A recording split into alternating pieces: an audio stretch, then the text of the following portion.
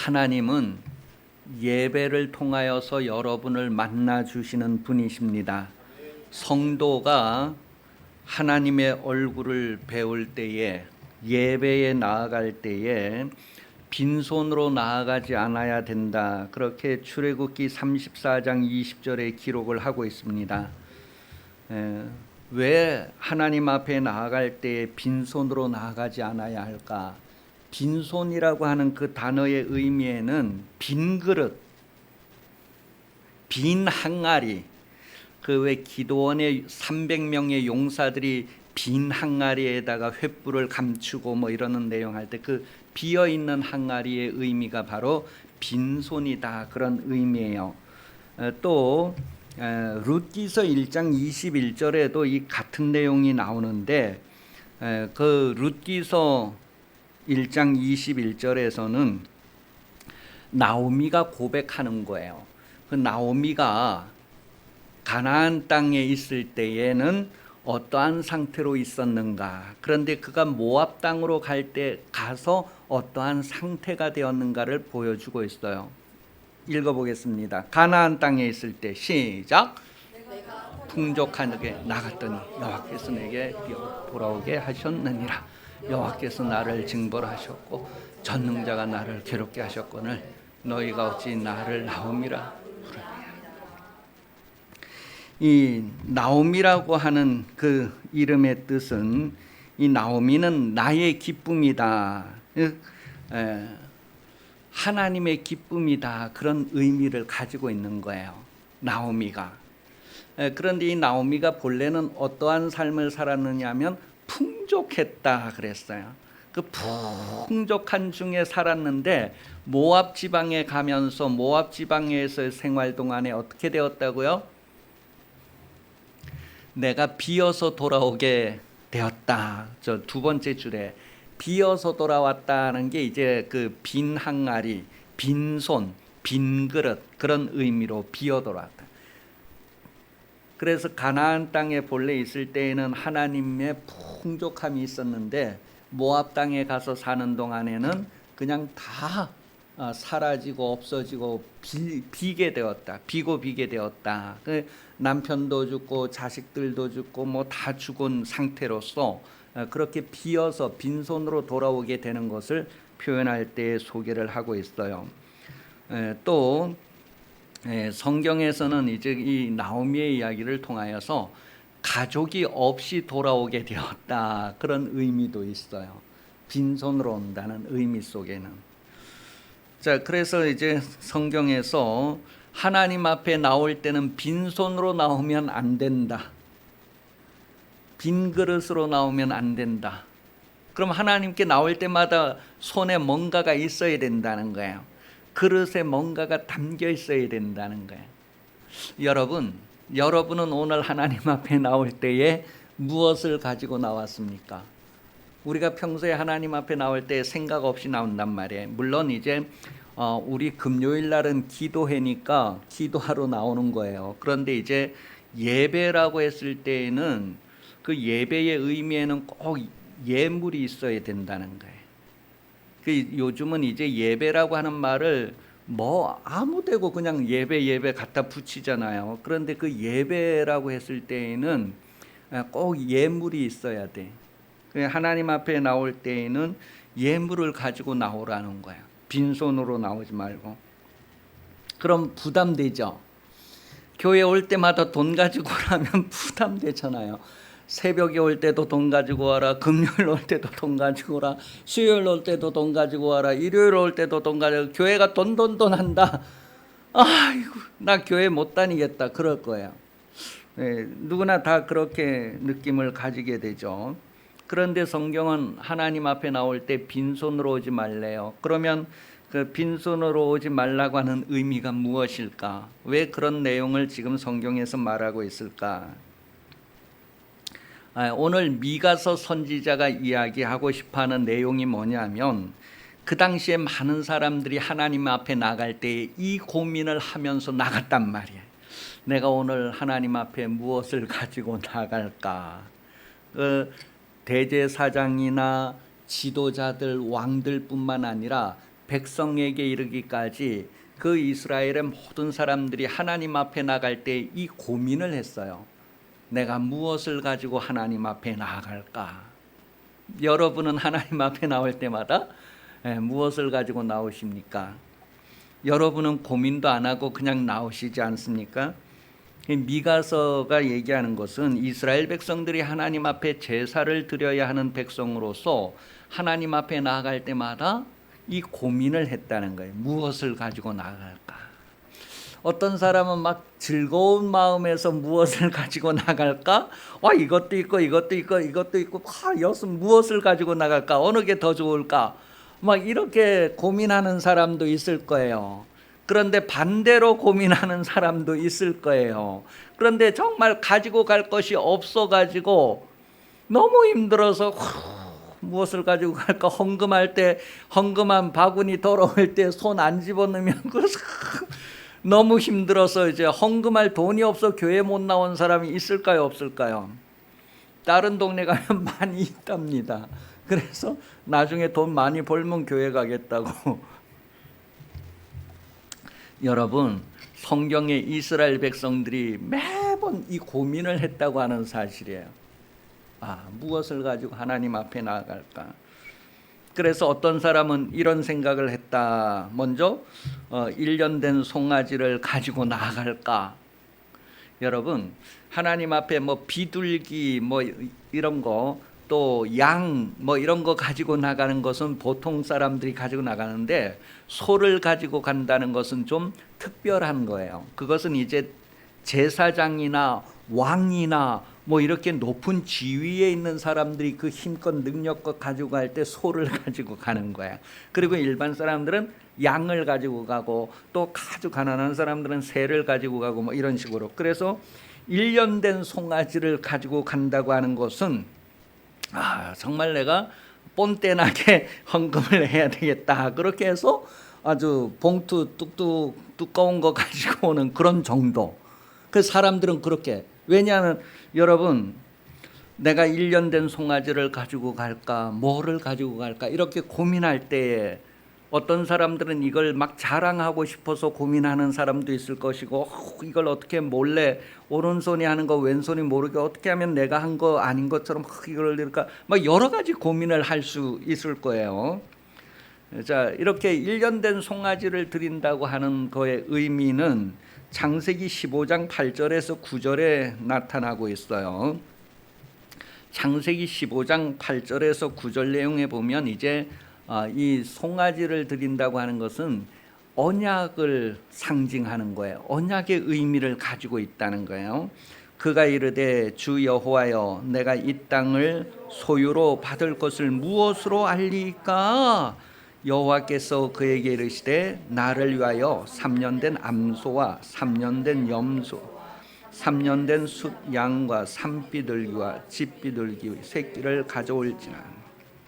이제 그 아브라함과 하나님이 하나님께서 아브라함의 자손들에게 가나안 땅을 주시겠다고 하고, 또 아브라함의 자손들을 많이 복이 있게 해주겠다고 하는 그 약속을 줄 때에 아브라함이 그러한 것을 하나님이 나한테 준다는 것을 내가 어떻게 알겠습니까? 그러니 하나님이 그럼 약속을 하자, 언약을 맺자. 그렇게 해서 이제 소를 가지고 오라는 내용이 나오는 거예요. 그래서 소와 양과 이런 거를 가운데를 이렇게 각을 이렇게 딱 떠서 그 사이를 둘이 같이 지나가면 언약이 성립이 되는 거예요. 그렇게 하나님께서 아주 약속으로 보증을 하신 거예요. 여러분에게 하나님께서 천국을 주겠다고 하는 거를 어떻게 보증을 했냐면 그 아들을 통해서 보증을 해 주신 거예요. 아들이 와서 아주 피를 흘려서 빨간 도장을 찍었고, 그게 맞다 하고 성령이 오셔서 또 아주 확인을 또 해주고 이러는 게 성경의 내용이란 말이에요. 이렇게 약속하는 거에 대해서는 예레미야 34장 18절에도 또 이렇게 기록이 되어져 있어요. 그러니까 예레미야 34장 18절은 송아지를 둘로 쪼개고 그 두 조각 사이로 지나매 내 앞에 언약을 맺었으나 그 말을 실행하지 아니하여 내 계약을 어긴 그들은 그 이 계약을 맺을 때에 소를 이렇게 갈라놓고 그 사이를 같이 손잡고 지나가는 거예요. 만약에 그 약속을 안 지키면 이 송아지처럼 이래 쪼갈라진다. 그런 의미예요. 그러니까 뭐예요? 목숨 걸고 내가 이 약속은 지키겠다. 그런 의미예요. 그래서 하나님께서 여러분에게 생명을 내놓고 그 약속을 지키시는 분이다. 그랬을 때 우리들도 정말 목숨을 내놓고 예수를 시인할 수 있는가, 인정할 수 있는가, 정말 그런 것들을 약속이라고 하는 말에서 얘기를 하는 거예요. 그래서 지금 내가 하나님 앞에 나갈 때 무엇을 가지고 갈까? 좀 뽀대 있게 황소 한 마리를 가지고 갈까? 뭐 그런 고민을 한다는 거예요. 우리도 이제 뭐 헌금을 많이 할까 적게 할까 그런 고민을 하는 거예요. 이스라엘 백성들이 이런 고민을 하는데 이런 고민이 사실은 필요 없는 고민이다라는 거예요. 하나님이 송아지가 부족해서 송아지를 가지고 와라, 염소를 가지고 와라, 어린 양을 가지고 와라, 비둘기 잡아와라, 그렇게 하시는 분이 아니라는 거예요. 그런데 그 당시의 사람들은 이거가 너무너무 중요하게 생각되어졌고 매번 고민을 하는 거예요. 이런 고민을 한다는 것은 뭐예요? 이게 마음에 많이 부담이 됐다는 거예요. 마음에 부담이 됐다는 것은 마음이 온전히 하나님께 구별되고 하나님 앞에 드려지는 마음이 아니고 마음이 다른 데 있기 때문에 부담이 되는 거예요. 부담이라는 것은 뭐예요? 마음이 다른 데 있기 때문에 지금 무게감을 느끼게 되는 것을 얘기합니다. 그러니 마음은 없는데 하기는 해야 되겠고, 그러니 뭐예요? 매번 고민되는 거예요. 무엇을 가지고 나갈까? 이렇게 가지고 나가야지 내 체면이 살까? 이번 뭐 이렇게 하여간 많은 고민이에요. 두 번째는 뭐예요? 천천의 숫, 양과 만만의 기름. 이것도 뭔가 물질적인 거, 하나님께서 뭔가 많이 갖고 가는 것을 좋아하시는가, 그런 고민을 하는 거예요. 막 질보다는 양 이런 거에 대해서 관심을, 근데 정말 드러나는 그런 걸 얘기하는 거예요. 여러분은 성경을 읽으면서 하나님 앞에 번제를 가장 많이 드린 사람, 그러면 누구를 기억하죠? 다윗. 또요. 하여간 성경에 보면 번제를 많이 드린 사람 그랬을 때 보통 이제 솔로몬을 생각해 갖고 솔로몬이 1000번제를 드렸다 그러는데, 1000번제라고 하는 것은 1000마리를 드렸다는 뜻이에요. 한 번에 제사할 때에 1000마리를 드렸다는 거예요. 1000일 동안 뭐 3년 몇 개월 동안 이렇게 드리는 것이 아니고 한 번에 드릴 때 그냥 1000마리를 잡아 드렸다는 거예요. 그런데 이 솔로몬이 1000마리 드렸다라고 하는 것보다도 그 아버지는 몇 천마리를 드렸다는 기록을 하고 있어요. 그러니 이 솔로몬이 그렇게 하는 것은 다 아버지를 잘 본받는 그런 모습으로 표현되는 거예요. 솔로몬이 1000번제 드렸다는 것은 우리가 다 아는 내용이고요. 열왕기상 8장 63절에서 66절까지. 열왕기상, 그러니까 이 솔로몬이 1000번제를 드렸다는 게 어떤 의미인가를 한번 보려고 하는 거예요. 열왕기상 8장 63절에서 66절 내용은 솔로몬이 성전을 건축하고 나서 봉헌 예배를 드리는 거예요. 봉헌 예배를 드리는데 그때 나오는 내용이에요. 읽어보겠습니다. 솔로몬이 화목제에 희생 제물을 드렸으니 곧 여호와께 드린 소가 22,000마리요 양이 12만 마리라. 이와 같이 왕과 모든 이스라엘 자손이 여호와의 성전에 봉헌식을 행하였는데, 그날의 왕이 여호와의 성전 앞들 가운데를 거룩히 구별하고 거기서 번제와 소제와 감사 제물의 기름을 드렸으니 이는 여호와 놋 제단이 작으므로 번제물과 소제물과 화목제의 기름을 다 용납할 수 없음이라. 그때 솔로몬이 7일과 7일 도합 14일간을 우리 하나님 여호와 앞에서 절기로 지켰는데 하맛 어귀에서부터 애굽 강가까지의 모든 이스라엘의 큰 회중이 모여 그와 함께하였더니 여덟째 날에 솔로몬이 백성을 돌려보내매 백성이 왕을 위하여 축복하고 자기 장막으로 돌아가는데 여호와께서 그의 종 다윗과 그의 백성 이스라엘에게 베푸신 모든 은혜로 말미암아 기뻐하며 마음에 즐거워하였더라. 와, 이거 봉헌 예배 드리는데 얼마라고요? 소가 22,000마리, 양이 12만 마리. 우리 교회 주일 예배 한번 드릴 때 소를 22,000마리를 잡아먹는다. 그러면 얼마나 성도들이 몇십만 명이 모여야 될까요? 아, 우리 교회도 이렇게 하면 좋겠어요.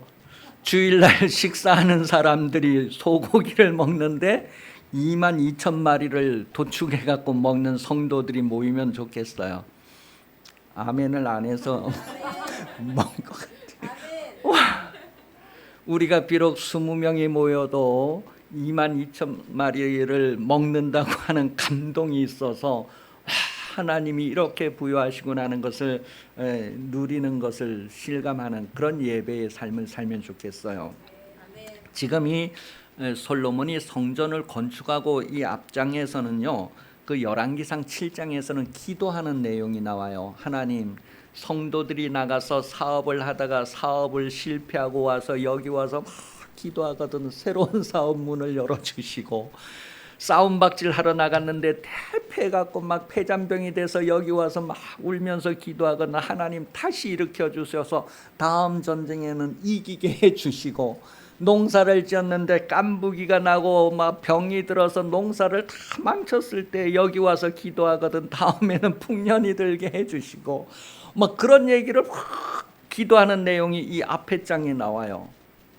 하나님이 뭐라고 했을까요? 내가 그렇게 해주겠다고 했어요. 아, 이곳에 내 관심을 여기에 두겠다. 내 눈과 마음이 이 성전에 있어서 너가 와서 그렇게 기도할 때 내가 응답해 주겠다. 그렇게 얘기하고 나왔어요. 그리고 나서 이제 그 다음 장이 열왕기상 8장인데 여기에서 이제 하나님 앞에 이 번제 드리는 얘기를 하는 거예요. 예물 드리는 얘기를 하는 거예요. 그런데 이 소가 22,000마리, 양이 12만 마리. 와유, 이걸 한 번에 다 하나님 잡수시라고 드렸다는 거예요. 그럼 여러분, 이걸 솔로몬이 혼자 낸 것이 아니라 여기에는 장로님도 한 500마리, 권사님도 한 200마리 막 이런 식으로 뭐예요? 가지고 온 거예요. 어디에서 어디까지요? 하여간 이스라엘 땅 끝에서 끝에 있는 사람들이 다 예루살렘에 모여서 제사를 드리는데, 그 봉헌 예배를 드리는데 다 올 때 빈손으로 오지 않고 뭐예요? 다 막 양 끌고 오고 소 끌고 오고 막 다 그래 합쳐가지고 얼마에? 22,000 뭐 이렇게 되는 거예요. 양이 12만 마리. 이걸 그냥 그러니까 이걸 다 번제로 드리고 그냥 다 태운 것이 아니라 이제 그 번제를 드리는 절차들을 이렇게 하고 이 사람들이 지금 일주일에서 14일 동안 먹고 마실 것들이 이렇게 해서 나오게 된 것을 성경이 얘기해 주는 거예요. 아, 그래서 우리 교회도 이제 막 소를 뭐 일주일에 한 마리는 잡아야 된다. 커요, 작아요? 아, 우리 교회 뭐 소 10마리 잡아야 된다는 것보다 일단 한 마리부터 잡을 정도의 성도들이 숫자가 모이면 좋겠어요. 한 마리 하면 몇 명 정도 먹을까요? 50명. 50명은 더 먹을 것 같아, 한 마리. 뭐 우리 고기만 사도 뭐 이 정도만 사도 50명 먹는데 한 마리 하면 뭐 좀 더 돼야 될 것 같아. 적어도 400~500명은 돼야 될 것 같아. 아유, 소 그냥 뭐 기쁜 교회는 그 매주 이제 그 식육점 뭐 저 도축장에서 바로 주일날 아침 되면 소를 가져오고, 그러면 요리하는 권사님들은 몇 명이 있어야 될까요? 우리 권사님 2분 갖고 많이 부족할 것 같아. 그렇죠? 그 몇천 명이 먹는 걸 만든다. 그런데 이거를 14일 동안 그 사람들이 먹고 마시도록 하기 위해서는 얼마나 많은 그렇게 크게 하나님께 빈손으로 오지 아니하고 손에 뭔가를 가지고 왔다는 것. 그런데 이게 의미하는 게 뭐냐면요. 그 66절 보세요. 66절 시작. 여덟째 날에 솔로몬이 백성을 돌려보내며 백성이 왕을 위하여 축복하고 자기 장모로 돌아갔는데 여호와께서 그의 종 다윗과 그의 백성 이스라엘에게 베푸신 모든 은혜로 말미암아 기뻐하며 마음에 즐거워하였더라. 이 말이 무엇이냐면 하나님 앞에 빈손으로 오지 말라는 것은 하나님께서 일주일 동안에 너희에게 주신 것이 있다는 거예요. 그 주신 것 가운데에 너희가 마음에 자원해서 하나님 앞에 예물을 가지고 와야 된다는 것을 말해요. 만약에 그 사람이 빈손으로 왔다는 것은 일주일 동안에 하나님께서 그에게 주신 것이 없다라고 하는 의미가 되는 거예요. 그러니 아무도 하나님 앞에 나올 때 빈손으로 올 수 없는 것은 일주일 동안 하나님께서 그들에게 주신 것이 있다는 거예요. 그래서 자원하는 마음에서 각각 깨달은 대로 하나님께 받은 대로 많이 받은 사람은 많이, 적게 받은 사람은 적게, 그렇게 각각 그 손에 무엇인가를 가지고 오라는 것은 하나님이 공급하시는 분, 하나님이 주인 되셔서 우리의 필요를 주신 분이다라고 하는 것에 대한 고백을 가지고 오는 것을 얘기하는 거예요. 헌금을 많이 드린 사람 그랬을 때에 역대하 34장 1절에 보면은 이제 그 요시야 왕이 나오는데, 요시야 왕은 8살에 왕이 되어서 31년 동안 이제 이스라엘을 다스렸어요. 그 요시야 왕이 헌금하는 내용은 역대하 35장 7절에 나와요. 역대하 35장 7절 시작. 요시야가 자기 소유 양떼 중에서 어린 양과 어린 염소 3만 마리와 수소 3,000마리를 내어 유월절 제물로 주매. 와, 요시야 왕은 뭐예요? 3만 마리와 3,000마리. 그래서 요시야 왕은 8살에 왕이 되었지만 8살쯤 되면 벌써 구분할 걸 구분한다. 그래서 우리나라도 남녀 7세 부동석이다 이런 얘기를 하잖아요. 요시야는 8살 돼갖고 왕이 되었는데 그가 얼마나 하나님 말씀대로 바르게 잘 살았는가 하는 것을 얘기해줘요. 그래서 요시야는 어려서 왕이 되었지만 그가 종교 개혁을 합니다. 그 종교 개혁이라는 것은 그 당시에 하나님 앞에 예배드리고 이러는 것들이 다 타락을 한 거예요. 막 그 제대로 지켜지지 않는 상황에서 요시야가 이제 그것을 개혁해서, 야, 우리 그동안 유월절 제대로 안 지켰는데 유월절 제대로 지키자. 그렇게 해가지고 지금 요시야가 자기에게 있는 염소를 3만 마리를 내놓고 수소를 3,000마리를 내놓아서 유월절 절기를 지키는 거예요. 이 절기도 뭐예요? 7일 동안 지키게 되니까 그 이스라엘 백성들이 7일 동안 먹을 분량이 이렇게 해서 준비되어지는 것을 얘기해 주고 있어요. 역대하 35장 8절에서도 이런 내용을 담고 있어요. 역대하 35장 8절. 방백들도 즐거이 희생을 드려 백성과 제사장들과 레위 사람들에게 주었고, 하나님의 전을 주장하는 자 hil기야, 스가랴와 여히엘은 제사장들에게 양 2,600마리와 수소. 와, 이렇게 전부 다 각각 자기 분량껏 하나님 앞에 나올 때 이렇게 예물을 준비하는 것을 빈손으로 보이지 말아라, 그런 내용을 얘기하고 있는 거예요. 그 여러분, 여러분도 삶을 돌아보면 하나님께서 여러분에게 주신 것이 무엇인가를 헤아리면서 그 하나님 앞에 응답하는 상태를 준비해서 오라는 것을 얘기하는 거예요. 정말 그런 응답하는 과정에서 누가 산에 가자고 약속한다고 그래서 예배를 포기하고 산에 등산 가고 뭐 이럴 수 없다는 거예요. 그러니까 하나님이 나에게 주셨다고 하는 거에 대해서 내가 응답하는 그런 마음을 가지고 하나님 앞에 나올 때에 다른 어떤 일들이 생겨도 그 일들이 첫 번째가 될 수 없다는 것을 얘기합니다. 이렇게 해서 하나님 앞에 자신을 온전히 이렇게 보여드리는 것. 자, 그런데 하나님은 꼭 이렇게 뭔가를 가지고 오는 것을 원하실까? 그랬을 때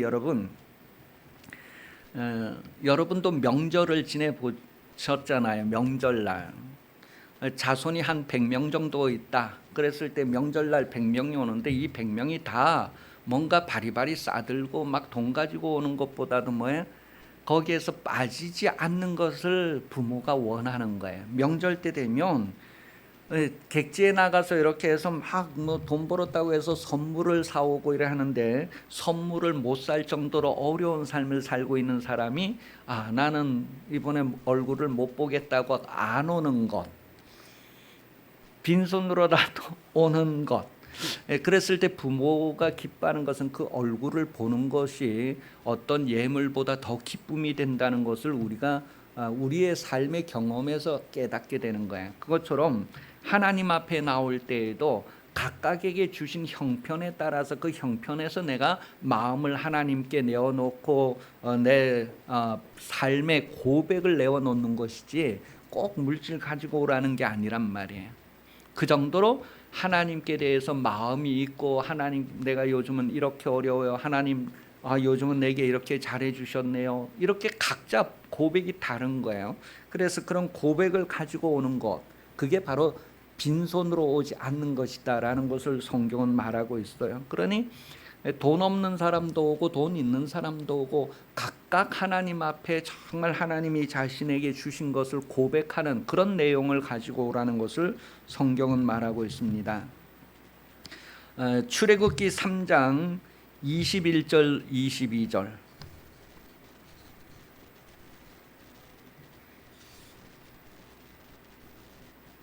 출애굽기 3장 21절 22절 시작. 내가 애굽 사람이 이 백성의 은혜를 입히지 할지라 너희가 나갈 때 빈손으로 가지 아니하리니 여인들은 모두 그 이웃과 자기 집에 거류하는 여인에게 은폐물과 금폐물과 의복을 구하여 너희의 자녀를 꾸미라. 너희는 애굽 사람들의 물품을 취하라. 자, 지금 앞에 얘기할 때 빈손으로 오지 말라는 얘기를 할 때 유월절, 무교절 그런 절기 얘기를 하면서 지금 빈손으로 오지 말라고 했어요. 하나님께서 왜 빈손으로 오지 말라 하셨을까 했을 때에 하나님이 주신 거 있다는 거예요. 출애굽할 때에 유월절 절기를 처음 시작하잖아요. 그죠? 그 출애굽할 때 하나님께서 그들에게 무엇을 주셨다는 거예요. 무엇을 줬어요? 지금 읽은 대로 은금 폐물을 주셨다는 거예요. 하나님이 주셨다고 하는 거에 대해서 하나님이 주셨어요, 그렇게 고백하는 것이 바로 그 절기를 통하여 나타나야 된다는 거예요. 예배에 나올 때에 하나님이 우리에게 한 주간 이렇게 주셨어요 하는 것들에 대한 고백을 하는 것, 응답하는 것, 그것을 얘기하는 거예요. 내가 너희에게 주는 자다, 공급하는 자다라고 하는 것에 대한 반응이고 결과란 말이에요. 응답이란 말이에요. 그래서 하나님이 주셨습니다 하는 고백을 가지고 내가 삶을 살아갈 때에 내가 지금 이렇게 부유하고 넉넉한 삶을 사는 것 하나님이 주셨습니다.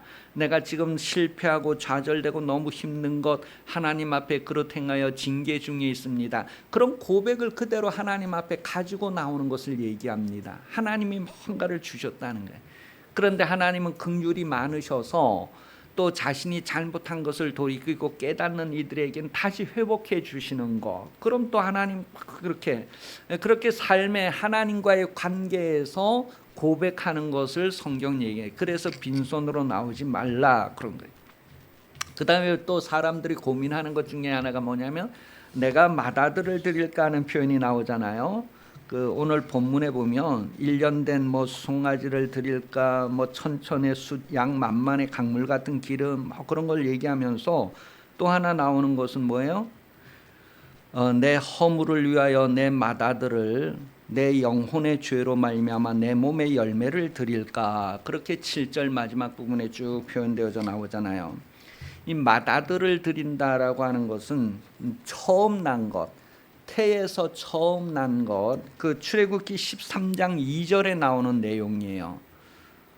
내가 맏아들을 드린다는 것을 왜 그런 표현을 했을까 했을 때에 이스라엘 자손 중에서 사람이나 짐승을 막론하고 태에서 처음 난 모든 것은 다 거룩히 구별하여 내게 돌리라. 이는 내 것이니라. 그러니까 하나님의 것을 하나님께 드린다면 여러분은 무슨 생각을 하죠? 하나님의 것을 하나님께 드린다. 그럼 뭔 생각을 해요? 보통 11조를 연관시켜 생각하기도 해요. 하나님의 것을 하나님께 드린다 했을 때에 11조를 드리는 것은 뭐예요? 하나님께서 내게 이와 같이 주셨습니다라고 하는 거에 대한 응답으로, 거기에 대한 반응으로 10의 1조를 드리는 거예요. 그러니 하나님이 내게 안 주셨습니다 하면 안 줬다고 빈손을 내놓는 거죠. 자, 이렇게 맏아들을 드린다고 하는 것은 하나님의 것을 하나님께, 처음 것은 다 내 것이다. 아이, 그럼 뭐 장남들은 다 죽여서 하나님께 드려야 돼요? 그게 아니고 하나님이 주셨다고 하는 거에 대한 반응을 하라는, 고백을 하라는 거예요. 그래, 우리 맥추감사절 지키잖아요. 맥추감사절은 이제 첫 추수를 하고 나서 하나님께 하나님이 첫 추수를 하게 해주셨다는 고백을 하는 거예요. 그리고 마지막 추수까지 쭉 추수를 하게 되고 마지막 추수 끝나고도 하나님께서 우리에게 이렇게 소산을 주셨다라고 하는 것을 고백하는 절기가 추수감사절기란 말이에요. 그것처럼 이제 하나님의 것을 하나님께 드린다고 하는 것, 다시 말하면 하나님을 인정하는 것입니다. 그러니까 예배 나올 때마다 뭐예요? 내가 오늘 어떻게 하나님 앞에 나아갈까 하는 고민을 다 하는 거예요. 그런데 그때 그 사람들이 하는 고민이 뭐예요? 다 두 번째 가는 고민들이라는, 그게 중요한 것이 아니다. 그러면서 미가 선지자가 다 정리를 하면서 8절에 오늘 뭐라고 얘기해줘요?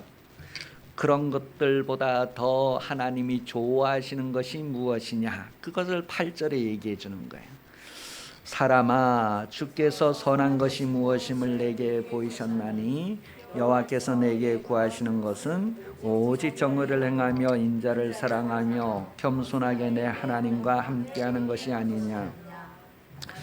앞전에 이제 그 명절 이야기한 것처럼 명절 때 되면 자식들이 다 부모에게 와서 인사하고 부모의 얼굴을 보여주는 것, 부모에게 얼굴을 보여주는 것, 그거 이상 없죠. 그리고 명절에 되면 친족이 다 모이는 것, 그거 이상 더 중요한 게 없다면 그게 제일 중요한 거란 말이에요. 그래서 우리가 주일 예배 되면은 뭐예요?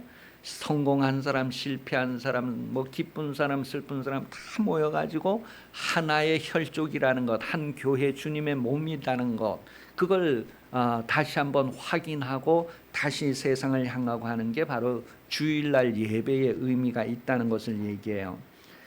선한 것이다 라고 했을, 하나님이 선한 것을 보였다. 그것은 제일 아름다운 것, 제일 좋은 모습이 뭔가를 보여주셨다라는 것을 얘기해요. 그 의미가 창세기 2장 9절에 있어요. 하나님이 선한 것을 보이셨다. 그때 그 의미가 창세기 2장 9절.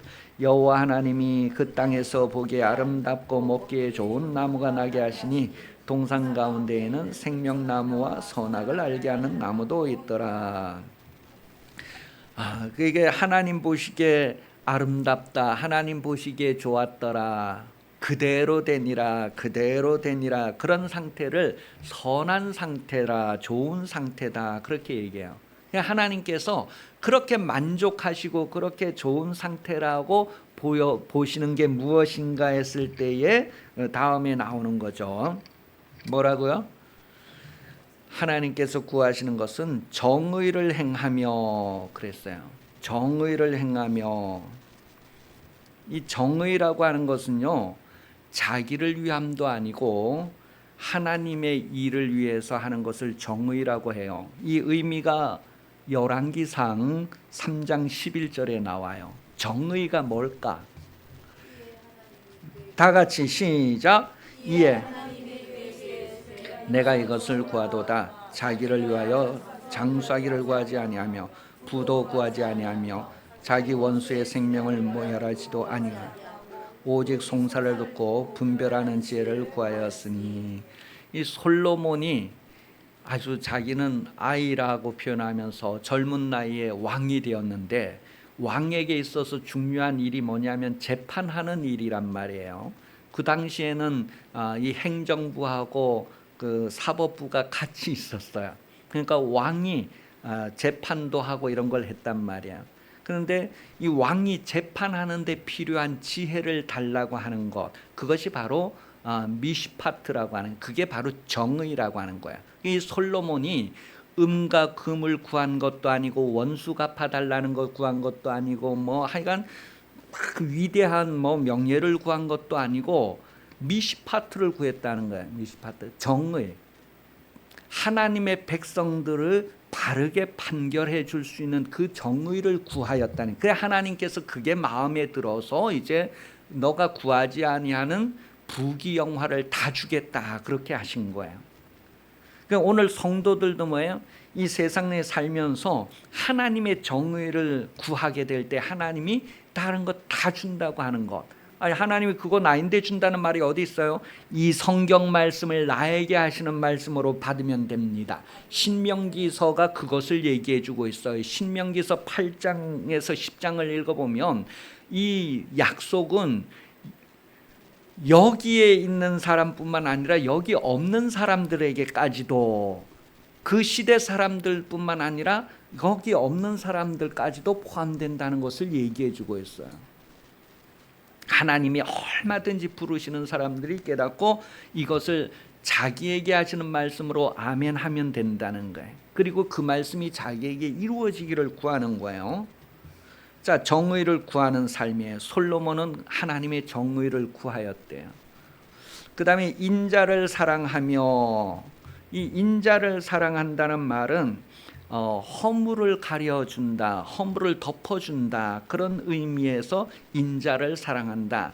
인자 그러면 육신으로 오신 예수 그리스도를 인자라고 하는데, 여러분 하나님의 형상 모양대로 지음받은 모든 사람들에게 대해서 우리가 어떻게 행동해야 될까를 얘기하는데, 허물을 덮어준다. 그것은 뭐예요? 인자와 자비를 베푸는 것을 얘기합니다. 하나님의 성품을 하나님의 형상과 모양들에게 나타내는 것을 얘기하는 거예요. 그래서 하나님이 원하는 것이 바로 그거라는 거예요. 차별하지 않고 누구나 다 하나님의 형상 모양대로 지음받았다는 것을 드러내는, 그래서 거기에 하나님의 성품을 나타내는, 그래서 인자를 사랑한다는 것은 허물을 덮어준다, 가려준다, 그런 단어를 사용하고 있어요. 잠언 10장 12절입니다. 잠언 10장 12절. 자, 눈뜨고 시작. 미움은 다툼을 일으켜도 사랑은 모든 허물을 가리느니라. 와, 이런 구약에 있는 내용을 예수님이 신약에서도 다 얘기했고, 사도 바울도 신약에서 그런 것을 다 얘기했고, 남의 더러운 것을 씻어주고 남의 더러운 것을 가려주고 덮어주는 것, 그것이 바로 인자, 자비, 하나님의 성품에서 나오는 그런 행동들이다라는 것을 말해요. 하나님이 원하시는 것은 천천에 뭐 기름 뭐 양고기 이런 것보다도 이렇게 하나님께서 원하시는 것이 무엇이다, 하나님께서 아름답게 보시고 좋게 보시는 것, 요구하시는 것이 무엇이다라는 것을 미가 선지자가 그 시대 사람들에게 가르쳐 준 거예요. 오늘 이 시대 사람들에게도 하나님께서 원하시는 것이 무엇인가를 다 얘기해 주는 거예요. 마지막으로는 겸손하게 하나님과 함께 행하는 것이다, 그렇게 나와 있어요. 겸손하게 하나님과 함께 행하는 것. 임마누엘 하는 데 있어서 겸손하지 않으면 안 되네. 교만하면 하나님과 함께 할 수 없다는, 겸손히 하나님 앞에 자기의 맡은 의무를 다하는 것을 얘기하는 거예요. 그것이 바로 주님의 멍에를 매는 것으로 마태복음 11장 28절에서 30절에 표현을 해주고 있어요. 자기에게 맡겨진 멍에를 매는 거예요. 이 멍에를 맨다는 것은 자기 마음대로 하는 것이 아니라 멍에를 지워주신 분이 요구하는 대로 사는 것을 얘기하는 거죠. 그게 겸손이다라고 하는 것으로 나타나요. 그래서 예수님이 겸손하고 겸손했는데 십자가에 죽기까지 겸손했다, 그렇게 표현을 하고 있는 거예요. 하나님께서 여러분에게 요구하시는 거예요. 그게 겸손이라는 거예요. 막 불평불만하고 막 이렇고 저렇고 뭐 하나님보다 더 똑똑한 것이 아니라 하나님의 뜻이라면 죽음까지도 내가 받아들인다고 할 때 그게 바로 겸손이라는 거예요. 하나님이 그와 함께 하신다는 거예요. 그가 깊은 물 속에 있어도 바다 끝에 있어도 하나님이 어디에 있어도 그와 함께 하신다는 것을, 그런 것을 하나님이 원하신대요. 그러니 여러분, 미가 선지자는 그 시대를 보고 많은 사람들이 하나님 앞에 나갈 때 고민하는데 이런 것을 고민하는데, 그런 것보다도 하나님이 정말 요구하시는 것, 하나님이 원하시는 것은 이것이다 라는 것을 얘기해 줬습니다. 오늘 여러분도 여러분 신앙생활에 있어서 하나님의 얼굴을 배울 때 어떤 것을 준비해야 될까? 비록 내가 헌금을 못할지라도 하나님의 말씀대로 행하는 내 삶에 정말 힘들고 어려운 순간에도 내가 아골골짝을 가면서도 옆길로 가지 아니하고 하나님의 말씀을 선택하고 죽으면 죽으리라 그 말씀을 선택하는 그런 흔적을 가지고 나오는 거예요. 하나님은 그것을 원하신대. 그때 내가 너와 함께 있었다, 나와 영원히 함께하는 것을 확인해 주시는 그러한 시간이 바로 하나님과의 만남의 시간이고 예배 시간이다라는 것을 오늘 성경 말해줍니다. 여러분, 여러분이 하나님께서 원하시는 인생으로 하나님 앞에 드러나기 위해서 기도하시기를 바랍니다. 기도하겠습니다. 살아계신 하나님 아버지, 오늘도 우리가 예수